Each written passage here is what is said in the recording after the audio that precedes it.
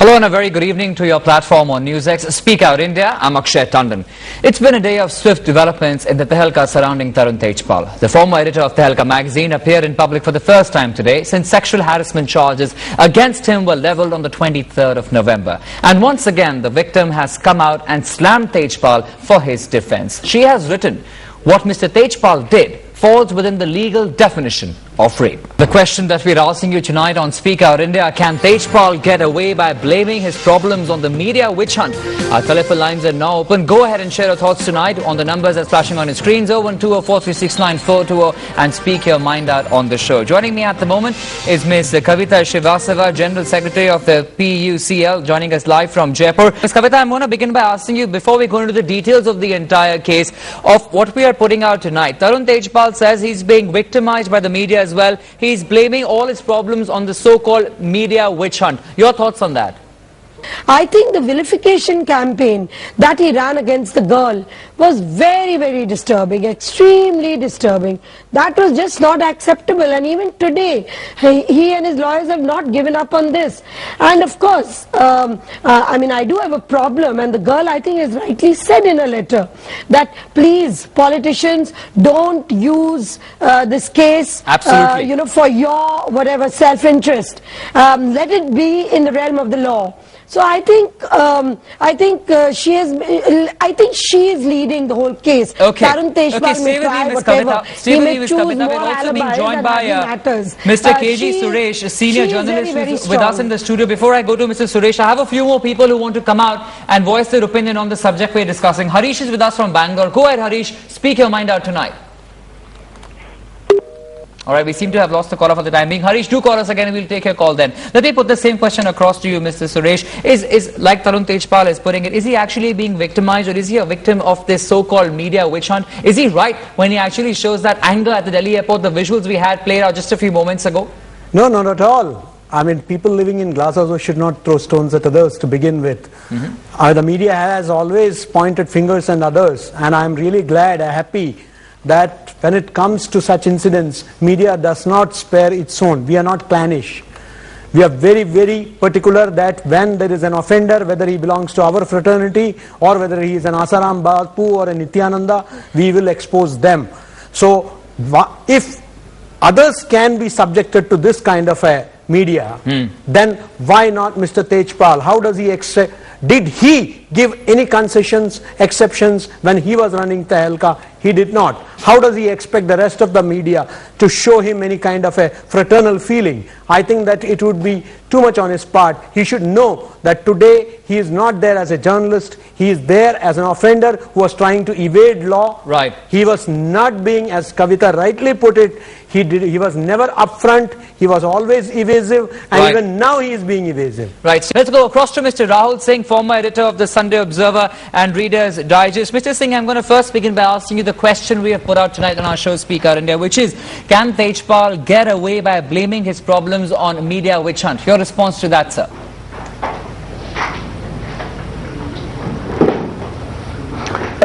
Blaming it on the media. Yeah. Is that what you're saying? Yeah. Okay, yeah. Well, I think now Tarun Tejpal's defense is now going to be in the hands of his lawyers, frankly.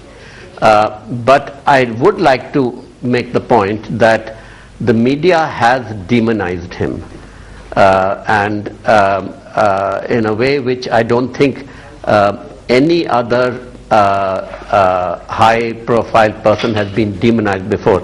I know the reasons for this. It's because we have this much more greater awareness of sexual harassment in the workplace. I'd like to interject, and I'd like to question you. When you say demonized him, whether it was Asaram or whether it is Tejpal, the crime here is alleged sexual assault. So why should we have different parameters for different people? How has the media at large demonized him? How? Well, demonized him in the sense that in the last 5 or 6 days, I have seen nothing but him being made into a kind of hate image. He has done something wrong, obviously, but I can assure you that in the past, I've been head of many media organizations. I know other organizations. What Tarun Tejpal has alleged to have done has been done a number of times in number of organizations, but not very much of a song and dance was made then. But it's a good thing it's being made now. But as a result, it is Tarun Tejpal who has become a kind of hate image, a demon in a way. And I think it's a little unfair on him, because these kind of things have been done by other bosses in the past and nobody's even bothered about it. Well, that's the whole point, isn't it, happening Mr. now. Rahul Singh? That's the whole point. And that's why even Shoma Chaudhary is paying a point. And I'm telling you, Mr. Suresh will disagree with you in what you're saying. This is just no justification for defending Mr. Tejpal just because it has been going on.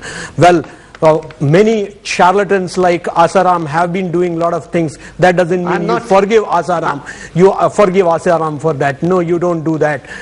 There has been a resistance from the part of the girl. She lodged a formal complaint. I'm not forgiving him. And the management did not take action under the Vishaka guidelines, for which, very ironically, at the Think Fest itself, the demonizing this issue of women being used, these very issues were discussed in that very event.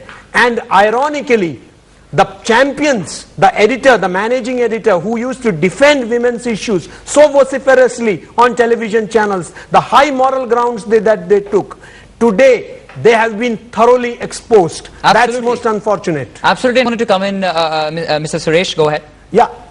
First of all, let us not forget that his response to Vidya, what she has said, is that, the girl has, first of all, as you rightly pointed out, expressed her total dissatisfaction, the way the management responded, number one. Number two, she has extended all cooperation to the police. She did not say that I'm not going to cooperate. She has been very cooperative.